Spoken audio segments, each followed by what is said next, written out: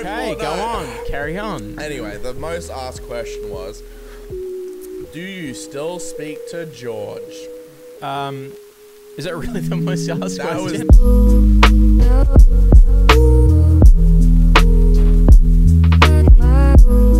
George Miller is undoubtedly YouTube's most interesting character, from his meteoric rise as Filthy Frank to his departure as the musician we now know as Joji.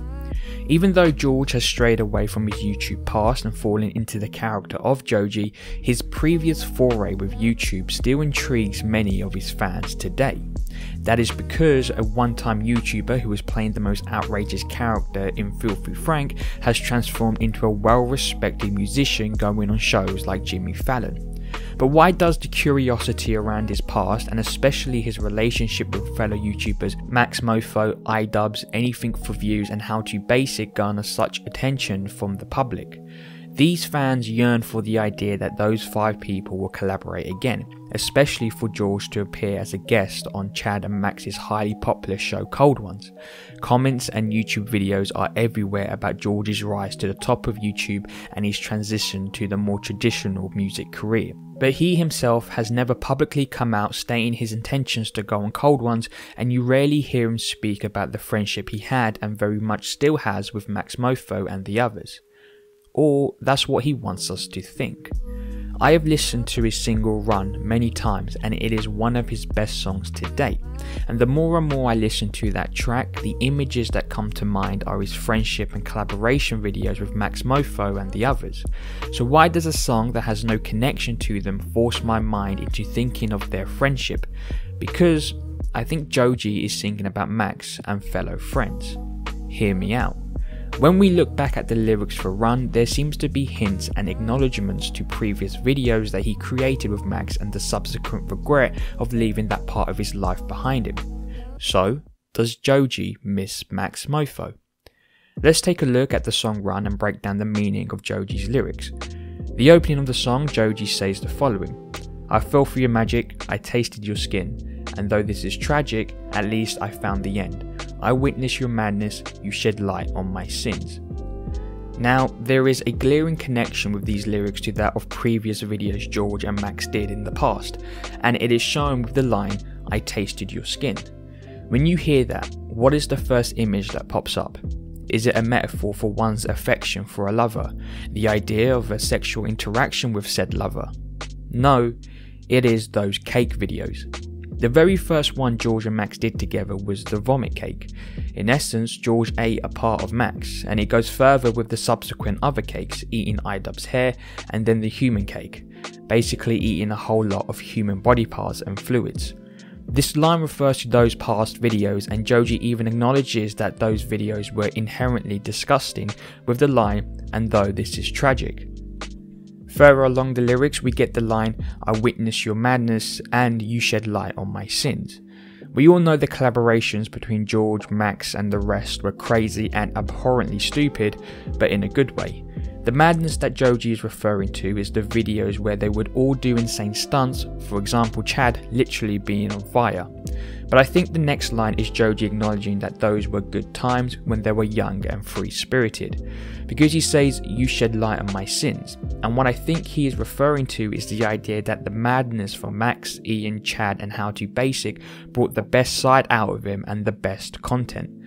I don't read sin as something bad, but as the crazy ideas he wanted to create were made possible with those 4 other people. Together, they all made content that became classics and has stayed part of YouTube's history, which will always be looked back upon as a golden period for the site. The next part of the song I want to focus on is the following: "I know you're not in love like you used to be, guess I'm not the one like you used to think." What does he mean by "I know you're not in love like you used to be"? Well, this could be a comment on the current content that is on YouTube right now. Since the departure of George from Filthy Frank, the site has become more stricter on what content can be uploaded and monetized on the platform, and the yesteryear content from George, Max and the others cannot survive on the current incarnation of the platform.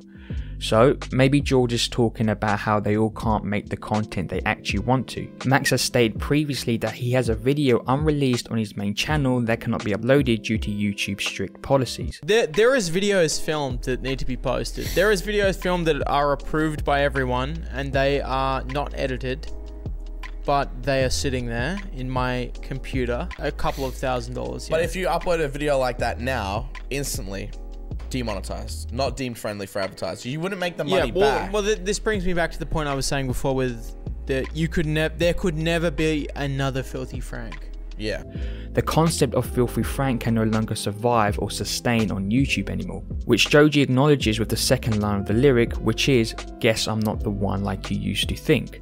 Because of those strict measures YouTube has, George's Filthy Frank could not survive on the platform, so he had to move on from that type of content. While the likes of Max, Ian, Chad and How To Basic have adapted but kept their same personality from previous years, George has completely left that part of his history and has moved away from the Filthy Frank persona. Can the lyric then be seen as an apology to his friends that he can never go back to that character or even go back to that setting, squashing the idea of a reunion? Or maybe he does want to go back, but because of his new commitments, it just will not be possible. Joji says this, "I know that I'm stuck in this misery." I don't think the word misery should be read on face value or taken literally, but to be looked at in a way that tells us, due to his music, it won't be possible to reunite at this moment of his life, and that makes him sad. That his music takes priority, and the idea that he may have to choose between collaborations with Max and his music is the misery he is on about. But if they keep running, eventually their paths will meet. Let's look at the next verse. "Your love was a mystery, yeah my love is a fool, and I travel the country just to get to you." The "I travel the country just to get to you" is acknowledgement of the fact that George would often travel to Australia when collabing with Max. Max even states that in a couple Cold Ones videos. And then he flew to Australia and we did that, and then he would always come back to Australia rather than any of us going to America. Often when they collaborated, they would stay over at Max's home and film there. Is Joji letting us know he is talking about Max Mofo? And then the song repeats. Looking back at the song Run, there are some parallels with George's past with Max, Ian, Chad and How To Basic. Their run together on YouTube was legendary. They garnered such amusements that even still, fans all over the world and even the biggest stars on the platform want George to collaborate or make a video again. Is George letting us know that he misses those good old times back when he did collaborate? Is he letting us know that due to his current lifestyle, he may never in the distant future be able to reunite with the others? Or have I made this video to get myself on Cold Ones? You decide.